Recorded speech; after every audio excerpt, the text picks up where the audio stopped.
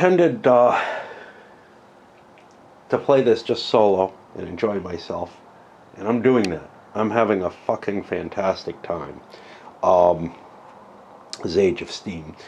I feel like there's some kind of, especially since I started some, but because I don't really grasp the game all that well yet, still, whatever. It's been a long time since I played it at all. There's some kind of real draw to kind of chronicle what's going on. So I talked a little bit at the beginning, but I didn't really explain what the hell happened, right? But just to show some of the harshness of this game, I've had track abandoned. This track here was abandoned by Yellow, I guess, so that they could get this all built at once, because this would be a shared situation. They just didn't have too good a thing. Now that opened up an opportunity for Purple. Purple wasn't doing very well. They had made no runs their first time. This time they made runs, but they needed a big train and they needed shares, and I didn't take enough shares apparently, because my income dropped back down to 0 off of the run that I made. Now, I'm in a pretty good position because I had the production chit, so I was able to set up some stuff to get more bonuses here. Plus, nice stuff is developed already over the course of the play. So the 5 city, which I can play with, that's been cleared out at this point. We have had cutoffs like this, where somebody took the engineer and ran their way all the way up here. Black didn't really pay attention to what was going on. They would have been safe going up to Milwaukee. Instead, they built their city in La Crosse. And seemed like a good idea. It may still be okay. I can still shoot my way up there. But yeah, the rail line has been claimed, and I'm kind of screwed there. Number of players just running too close in cash. Nobody has a stockpile of cash able to handle the next turn. Now, you could not release more stock shares, more bonds, whatever you want to call them, especially if you're in a position like Purple is here, where you're in pretty good shape. Screw it, I don't need to bid. I got enough tiles I can move. I can just keep hitting production, and maybe things will go okay. But not really. I want to build this piece of track. I definitely do. So, more bonds or more stocks released so that I can guarantee that I don't lose track like this guy did. We have parallels already happening. Just so much interesting stuff going on. I'm actually considering, I wanted to play something else. I've got it, map's kind of hiding out under here. Very much planning on playing that. Was really excited about it before I hit Voldampf, but then playing an economic game, needed to go see what Age of Steam was like. Looked at it a little bit, said, I don't really understand, because the rules are so fucking badly written on this. The Voldampf ones are like a pleasure comparatively. Martin Wallace is, I mean, he did both, but he's so bad at writing rules sometimes. In terms of expressing what the hell is going on. He just does it purely procedurally, but then in these paragraphs, and I guess the real difference is Voldampf is fairly simple. There's not a whole hell of a lot of, although I did screw something up because of a gotcha, there isn't a whole hell of a lot of stuff going on that needs to be dealt with there. But this is got enough complicated interactions. I'm going to look and see online because I did Age of Steam so fucking long ago, if I ever did a rules introduction, etc., what I may end up doing is playing another map. But right now I briefly want to express what's going on here and just give some of the picture. And notice the difference. Notice the track competition that, there's a certain crayon rails-ishness about it because you're laying track of your own color, essentially, or you own track. But the track looks like 18XX track in a lot of ways. for various reasons. And in ways, there's sort of this, although you don't have the same connectivity issues, right? You just have to start at a city in order to lay additional track, which is why this is so important. No one can lay track here. There's no way anyone can get here. I claimed this. I played 2 tracks and then claimed this space and guaranteed myself control of this. It's that kind of, there's a lot of subtle and intricate play that goes into trying to arrange your way here. And that's the difference, you know. That kind of subtle and clever play here, that didn't help him here because he didn't have enough cash, you know. Whereas Green has managed to build up a nice run, and so much of it, unlike in Voldamp, where, yeah, maybe that first bid is of some importance and you want to throw some cash down on it. Here, the bid on that initial thing can be really, really important. It can seriously be the difference between lagging behind with no income at all and being up there where, well, you're not doing that great. He's only got $2 in his pocket. He's going to have to issue more shares. He's going to have to keep flooding the market. And that's kind of a losing proposition, because once you get up here, you start losing income rating, right? So it's like your starting money, which seems so damn important, and it is, doesn't get you into that kind of permanent realm of, yeah, I'm going to always be able to make money, if you had to hock your soul to get your way up into the moderate level. It's just, the game is on such a knife's edge for the players, and maybe not all of them. Again, some of them seem to be doing okay, but some of them have nice track and aren't doing okay cash-wise, which could mean they just disappear, and that track, if I recall correctly, just trying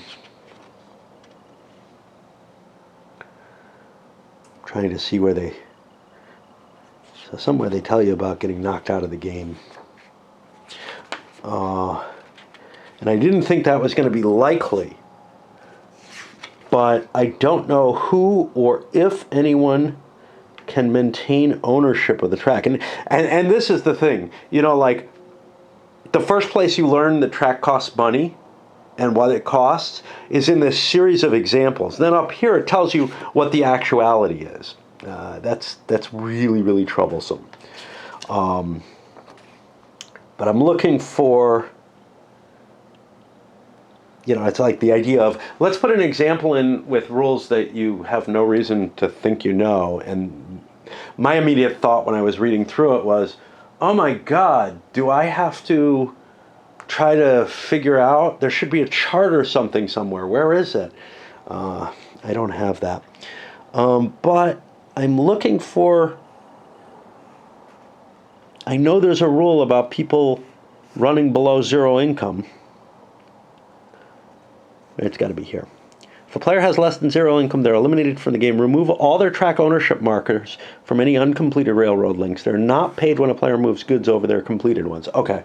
So yeah. So what there would be is track that's like owned by the government or something. No player is going to make any value off of it, is all that it is.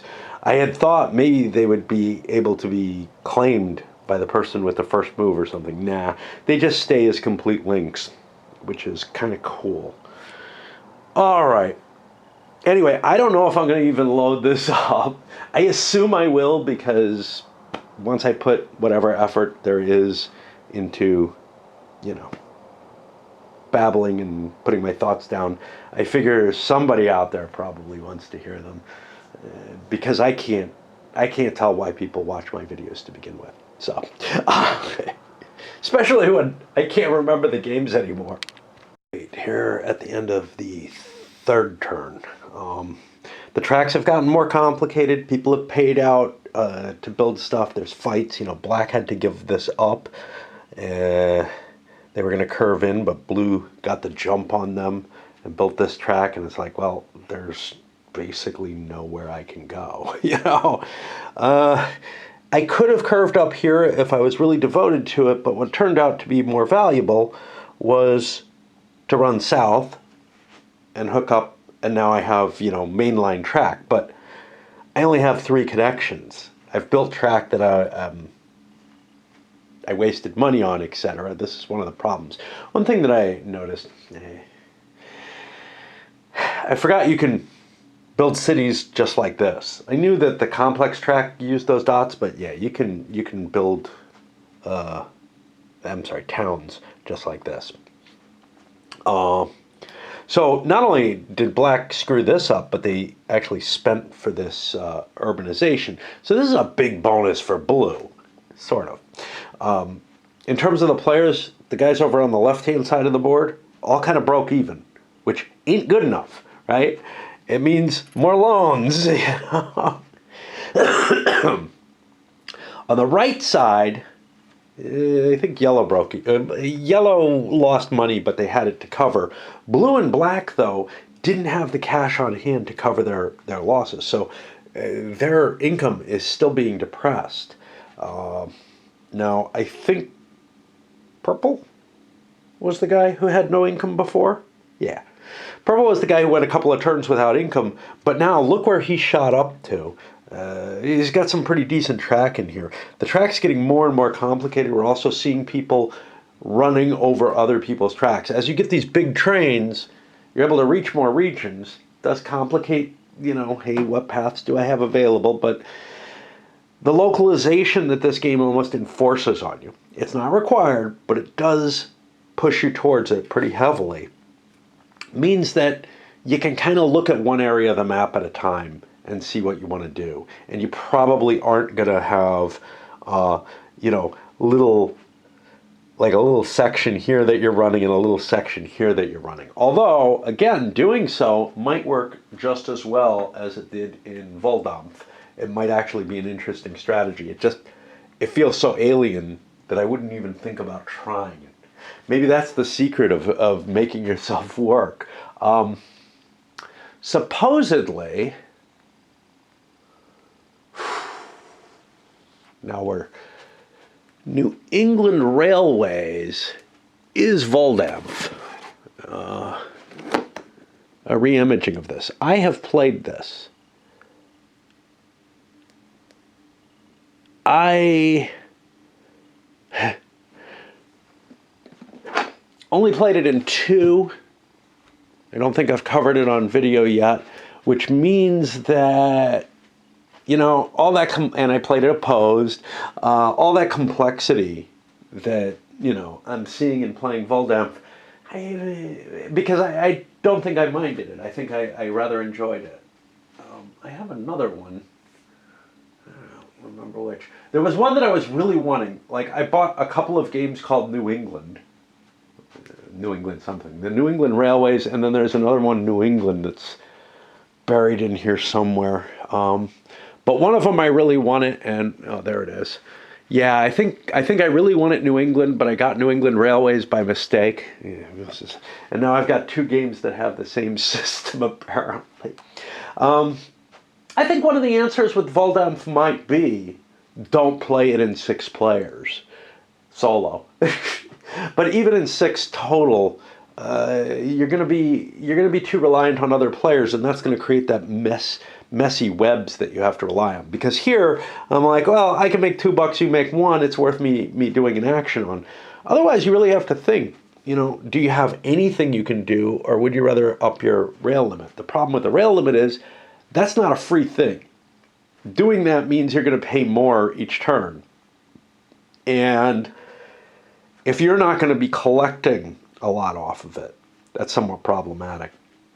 You can see the backup cubes are really becoming sparse. And that's one of the issues with this game, is that, yeah, sure, you build track to rich places and everything, and you get things nicely set up, and then those places deplete. And this is something that's really looking good for Purple. They're sitting on a bunch of these, and they're not far from another bunch over here. Of course, they do deplete eventually. And the only thing you can do is put a couple of new cubes with the production action. and refill the goods display. The only other thing is new cities add more potential for cubes to start showing up. And, well, we had one come in on H. That's the only one so far that's generated anything. But yeah, I don't know. I guess I'm going to load this up. I don't know what the fuck to do with it. But it is kind of interesting to come in and step in after turns and just do this. That's more like how I used to do videos, and it's a lot less unenjoyable. We finished turn 4. There's only 6 turns to this big 6-player game. And we got some income showing up on the side that was breaking even last turn, including someone who actually put aside $5. And we got 2 players bumped down from the income reductions. I don't know how you're supposed to. I guess in few players. That's the whole thing. Is the game is much, much tighter the more players you have in it. Same thing's true over in the Voldampf game that I played. But the tightness, it's a different kind of badness, right? The tightness in that game means you have to work really hard to figure out your optimal route. Tightness in this game means you're in danger. And the black player, well, he got screwed over when blue hooked this up. His plan had been to actually connect his track back up again. Not that it was his, but... And instead he went this way because there was kind of nothing available for him to even hook up with the money he had.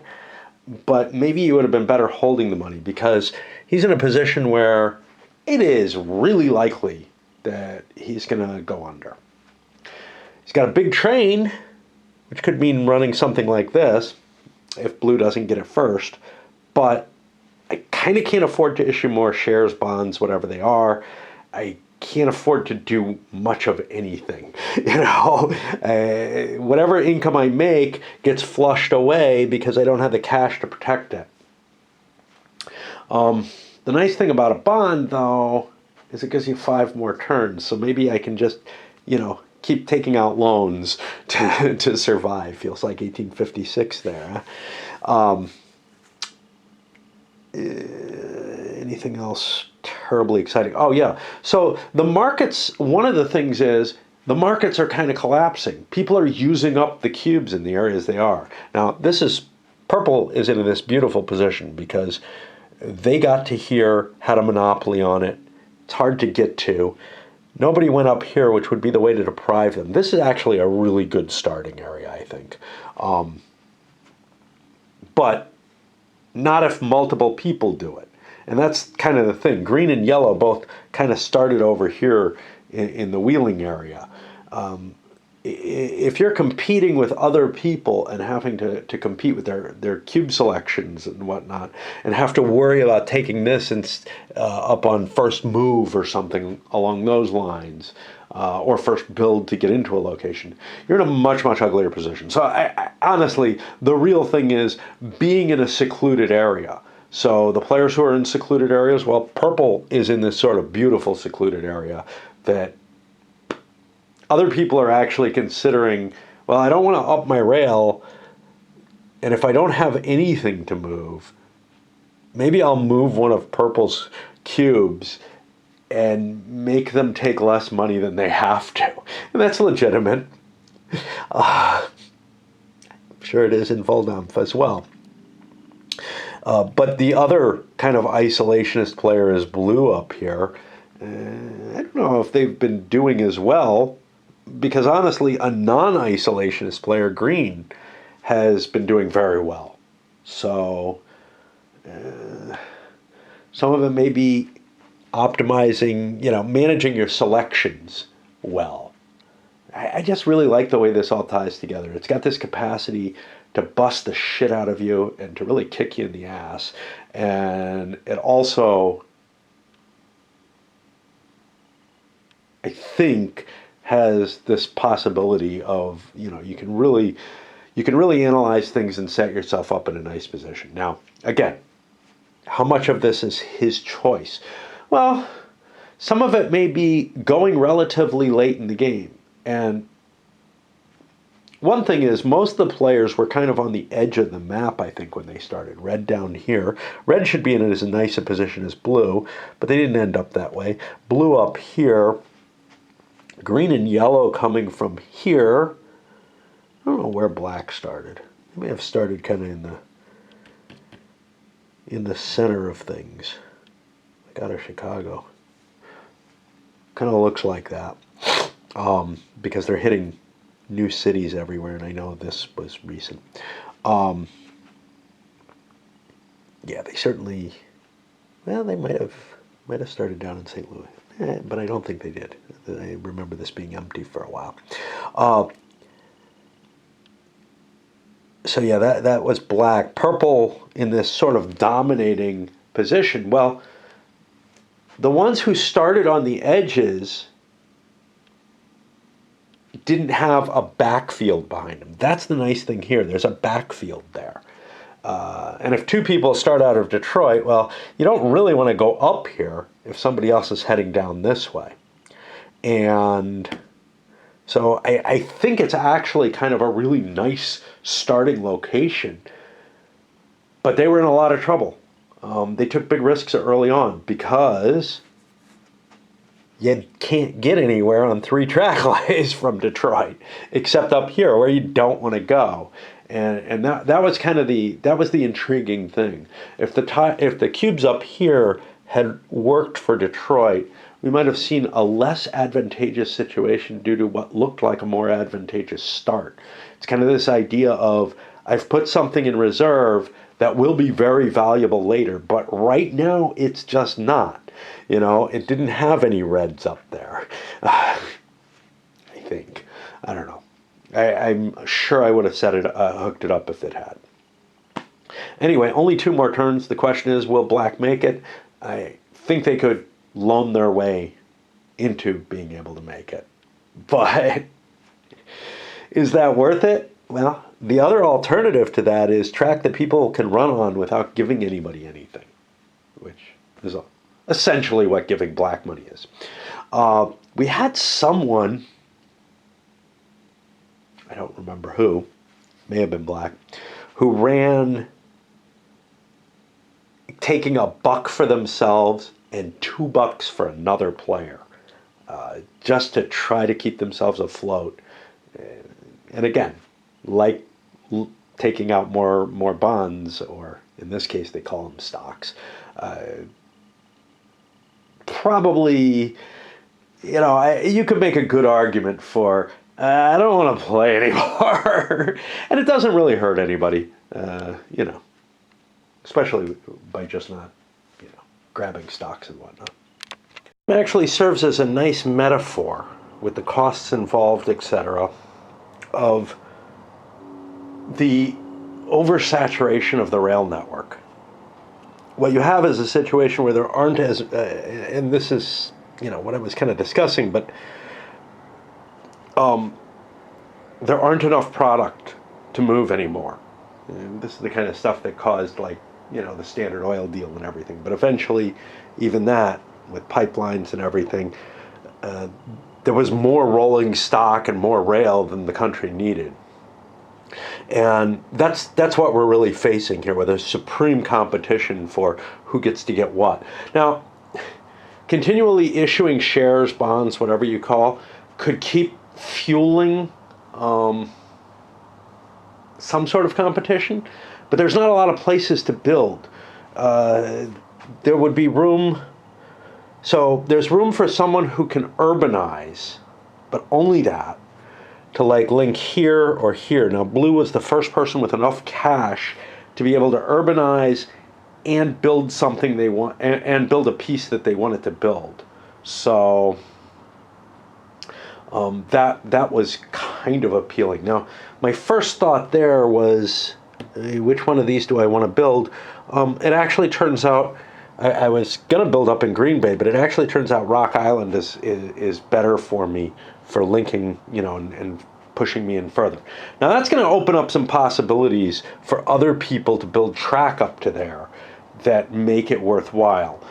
Nobody has a hell of a lot of money is the whole problem. So, you know, blue had the most money. The bids have gotten low. People have been like letting themselves fall back in turn order. The choices of actions becomes more and more questionable. So things like engineer and first build, which were very valuable early on, especially first build.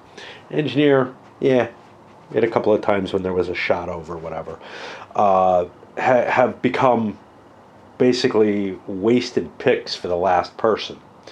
And things like first turn order are kind of cool because you can keep yourself in a good level of the order. I think yellow had the turn order last time. That's all they spent, and they got there. People just aren't collecting up the cash because the main infusions of cash were coming from the share values, not from the income that the railroads were producing. Anyhow, I really like that kind of historical picture of the rush to build, and then what I've got is probably more or less what I should keep unless some great opportunity shows up or something. Anyway, I'm at about the track building level. Key things I notice is happening late in the game here is people have these nice long runs set up that they could be using, but they don't have the choo-choos for it. In particular, probably the worst cases of this are green and blue with only 2 trains running. Blue has great track, they're doing fine. But in terms of income, it's not necessarily that terrible, because if your track is useful to other people, so some black cubes we're collecting up here. Red could make $2 for every one they give to blue. And they did that a couple of times. You had yellow running over green track, one green track a couple of times. You just end up seeing a lot more collaboration, just like you did in Voldampf. But here, everything just feels so much more natural here because of the way the game kind of doesn't really enforce it, but promotes this co-located track. The idea being that, it's not like people aren't just going to jump in and grab track anywhere. And I think that has to do with the size of the collections of the cubes that end up accumulating more than anything else. You could certainly play it in a way that feels more like Voldampf does, but maybe it's human nature. It's certainly my human nature. And what's nice about that is it does actually give a more coherent sort of narrative to the whole situation. You're seeing what looks like an individual company, or maybe a couple split pieces here and there. So like yellow is kind of interesting. They have some track here, and then they have some track here. But the junction that they have to pass through doesn't look that devastating. It's that their mind was already on that. They were building this track. It's not a matter of, you know what it is? It's the freedom to build whatever fucking track you want. That's the key difference. That's the key difference. The Voldampf track is, you can build something over here or here. Well, you can build something here and here, but they're not going to be adjoining. You're not going to be able to build up something that looks like a company in terms of the track that it's got between it. And I find that, first of all, what it means is your own runs, you're gonna center your eye on that section of the board that you kind of control and that you have stuff on. And where you don't, it's just absolutely pointless. Whereas on Voldampf, you've got track all over the fucking place. So it's really a much bigger pain in terms of trying to figure out, hey, what can I connect and what can I not? You could play it that way, just making your own life harder, I think. Although it might be a winning strategy, I don't know. We enter the last turn on the game. everybody has become relatively profitable. You can see $5 here. That's the low guy, except for Black, who's still losing money, still taking out loans to stay in existence for whatever reason. Other people are riding their rails whenever possible, because why not? Unless they can make more by going another way. Another factor that's keeping this game in good shape, in terms of not so much mental, not so many choices to try to keep in mind and decide which one's best. And even if two things make you the same money, they're not equal, so you have to balance out other factors, not just who's ahead, but who else might take the token and all kind of stuff like that. In all of in Voldampf, in this, I'm sure in New England Rails, which I've also played, but barely remember. Although the others may work better in smaller number of players, and they may work better than this does. This becomes maybe, I don't know, it loses its harshness factor, I think, to some extent, not entirely. It's still a hard game. But the fact that there aren't so many tokens out on the board, most of the, you get the same amount of tokens every turn in Voldampf. Here, you're getting goods that, most of the places that people can move them from have been moved. Might there be better choices?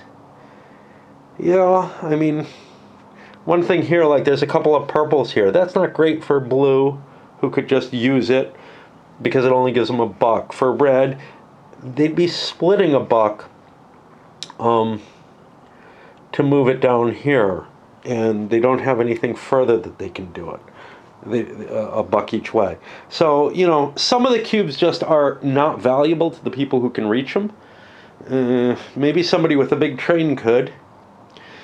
Yellow's got the big train. It's basically running between these two cities, and that's really awesome. 1, 2 to the green. 3, 4 up to green. But it's running as a 2-2. It's giving $2 to green and $2 to themselves, which is not really what you optimally want to do with a 4 train. The problem is, I don't have anything that I can do that's better than that. There's this, which I could go 1, 2. Yeah, no, that's really bad. And yeah, I mean, the die rolls and whatnot, there aren't that many hits left. There aren't that many things that put tokens out, even though people are doing the production activity each turn. In one case it's purple who's doing it. Well, they're loading up stuff that is kind of outside of other people's world. And that's kind of your goal with that, right?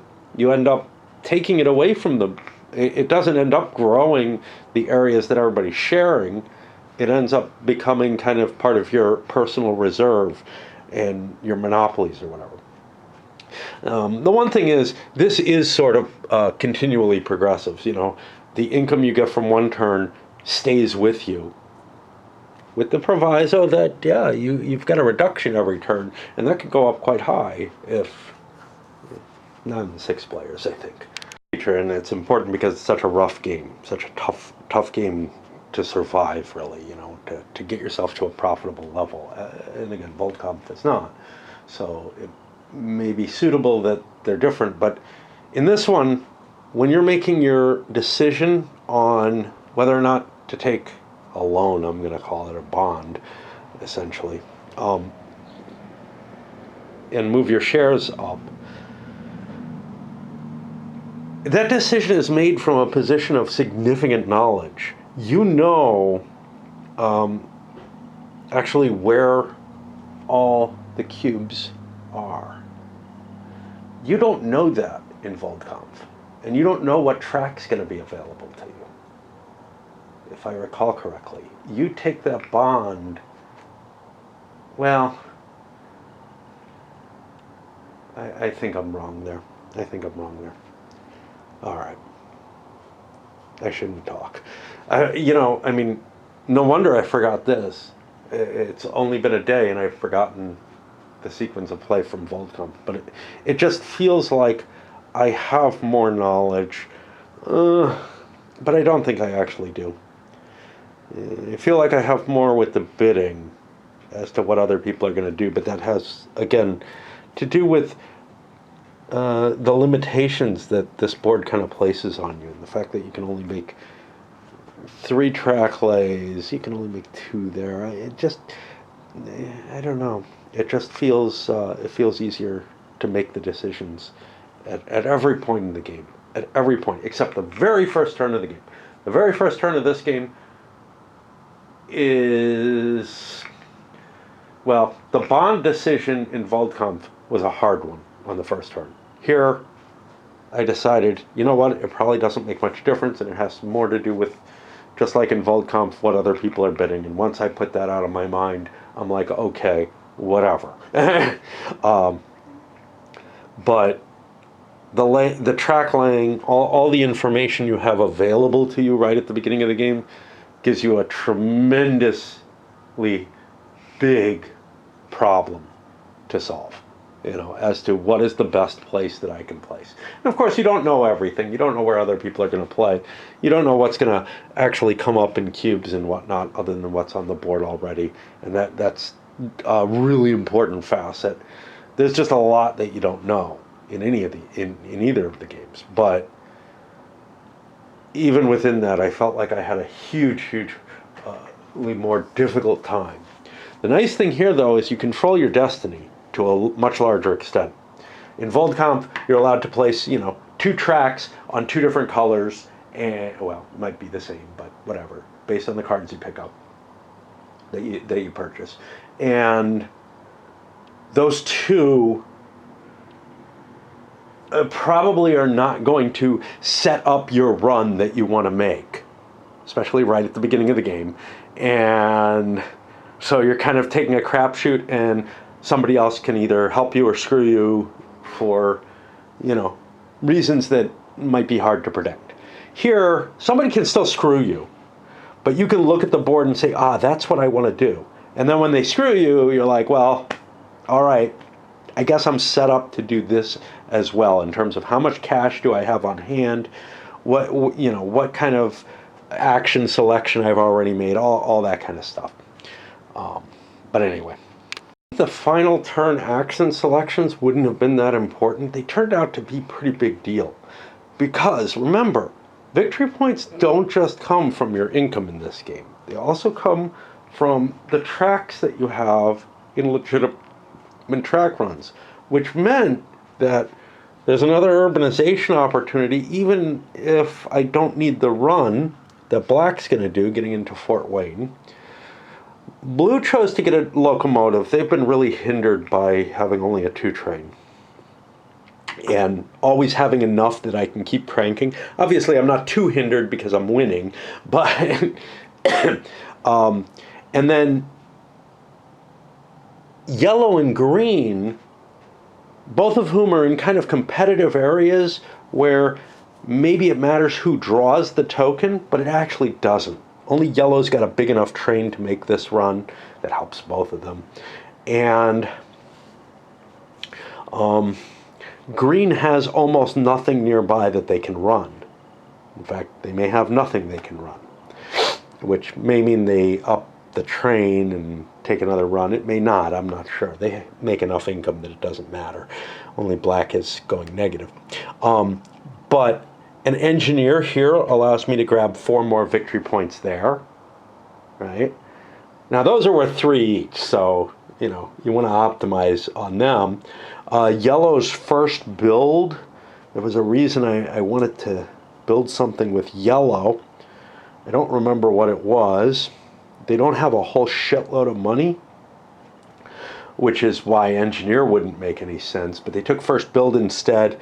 I could do something like here and just hook that up. If I had urbanization, I could have done this, but that's actually one of the reasons behind purple's urbanization, although they have a fair amount of money, but it's going to cost them to branch out of here. Of course, I could just go up here, which would get me 2 victory points instead of the 1 here, but I actually have a nice run there. Because I had enough money, 2, 4, 7, not quite, that was, no, 2, 4, 6, because I can make the, there's a little dead end guy here who only costs $2 and gets you a connection right at the end. So, but that would only be 2 victory points. I don't get the track in the town itself. There's some random victory points to be picked up for it. We're actually beginning to see some disjointed track showing up. This was nice, you know, blue extended its way down there. I don't know if it gets me any money, but it's worth 3 victory points. But green up here, 4 victory points, a couple points here, a point there, boink, boink, boink, all over the place. Yeah, I wish yellow had noticed this as an option. They took something that was worth less money, or worth less points. But okay, you know, it's easy to make fuck-ups. Up in what I'd call a pathological situation. You play the entire turnout, right? Including the, I assume, the income reduction phase, which is of some importance here. Yeah.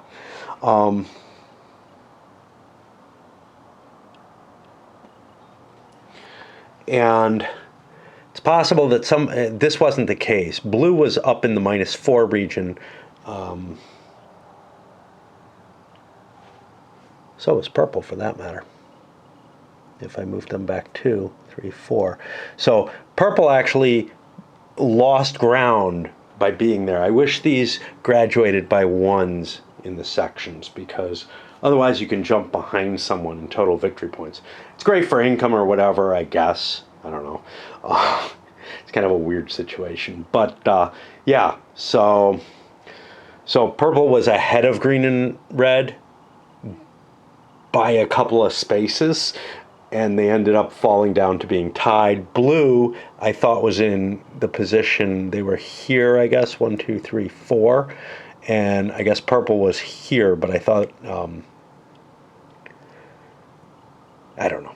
But whatever the situation was, it is possible that, like, if you're at the 21 and 20 space,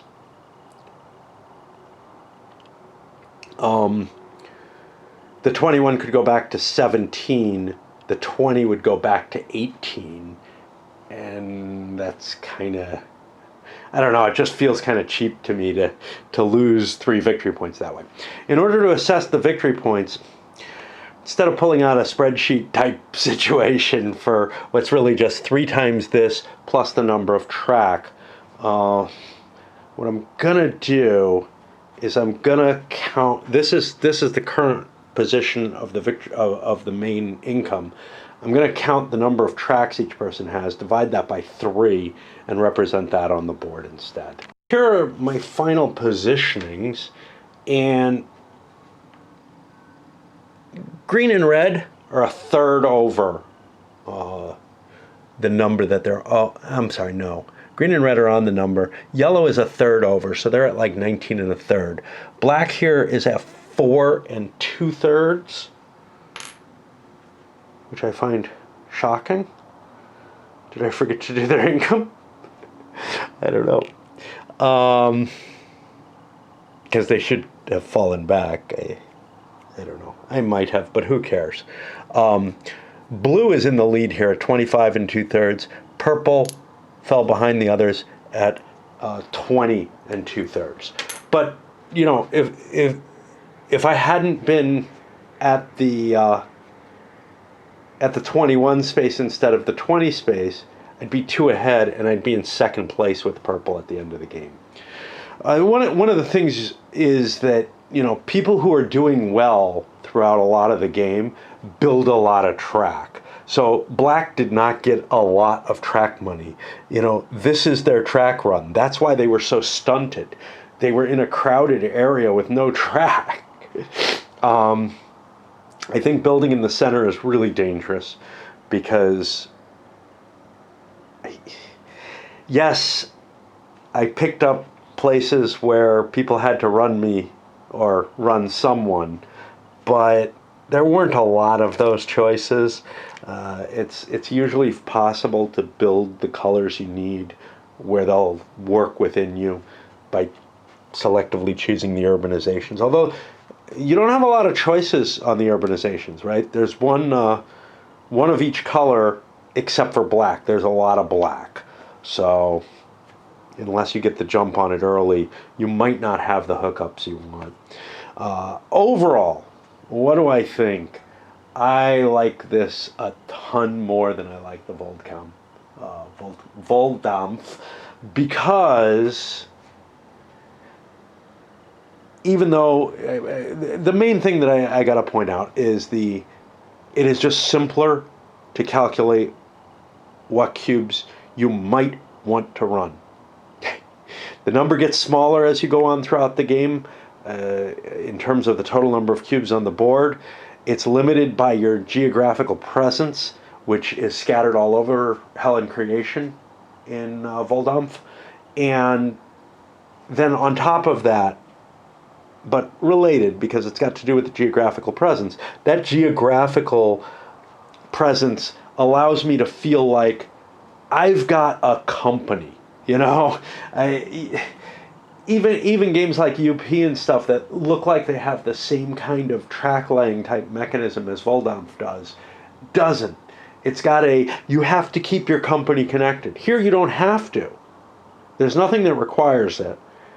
But, as is obvious, you know, but there's something that sort of requires it, which is that you've got to build your track. You can't build track out of nowhere. You can't build track out of a little town. It's got to build out of a major city at all times. Well, or be connected to your track. But yeah, it's just, you get things that look like corporations forming on the board. You get things that look like they're related. And yes, you might have breaks in the run, like here. You get those in 18XX too sometimes. You get places where, oh look, my company's divided in half. Terrible. But it's not bad in the game because I have this locality. This is where yellow lives. Sure, I might not be able to get through everything, but it's where it lives. Could you play Voldkampf that way? Yeah, I guess you could, but you wouldn't be optimizing your choices every turn. And you'd lose to somebody who's playing differently. I think here, and this is just a suspicion, it's to your advantage to keep your lines connected. If you have disjointed stuff, it's hard to keep it together. How did blue run away with it when purple was winning? Well, some of it was purple was in the lead and people threw money at blue a couple of times, and then it just came to blue had a better track setup for that very end part of the game, and they ran away getting a lot of income this turn. Comparatively. Find it had to, it had to do with other people running on their track more than anything else. It had to do with the sparseness of the materials back here, and no one wanted to run on purple's track because purple, the very thing that made purple so strong, which was, hey, I'm kind of isolated and no one can take my cubes. Well, now there's piles and piles of cubes there, but nobody wants to take them. They'd be running almost entirely on purple, so they're looking for other things. So blue was kind of in the mix-up. People like black, who maybe should have bailed out of the game, may have been a major factor in blue winning the game because they were mixed into the blue tracks, and in order to make any kind of run, they kind of had to pay blue something. Sometimes more than they paid themselves.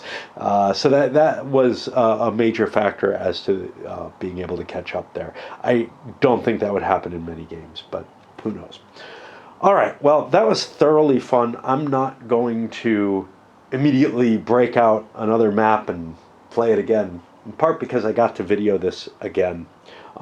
It's a shame. I've only used one of the expansion maps I have. I don't know how many I have. Like, I have this thing, which came as part of the deal, but man, it's horrible. It comes with some colored goods displays that aren't very good. But Yeah, I have France and Italy, Mississippi steamboats, Mexico, and I think China was in here too, on the other side. Yeah, China's on the other side of on this. Yeah, Mexico, China. And then the one that I actually played, this looks like I played it, but no, it was someone else. I buy these used. The one that I actually played was the Puerto Rico and or Jamaica. I'm not sure if I did both of them with my wife so that we could play on a smaller board, which felt like it would give us something closer to a harsher experience given that we were playing in two. I think this would be, I think on the original board, it would be really losing almost all of the flavor of the harshness of this design if you're playing in two. You'd basically both be playing your own little worlds. And that takes the fun out of it. It still felt it felt like we had too many opportunities from what I remember on those maps even. But yeah, I would go with smaller maps. The less players you have, easily. I don't know. There might be 2-player rules or something where you cut off half the map or something, which wouldn't be unreasonable. You know, it's not in here, but you've got a setup that would handle half the map. You could use half the special city cards. I don't know which half. They look like a pretty good Bix. Anyway, I had fun. Ooh. So other than this city, the only yellows are over here. Oh, something I forgot to mention. Maybe I mentioned it in my first play. There's a misprint on here. These two have the same number, but there's no 3. It doesn't really make any difference. So because this goes 1, 2, 1, 4, 5, well, 6. So it kind of actually goes 1, 2, 1, 6, 4, 5.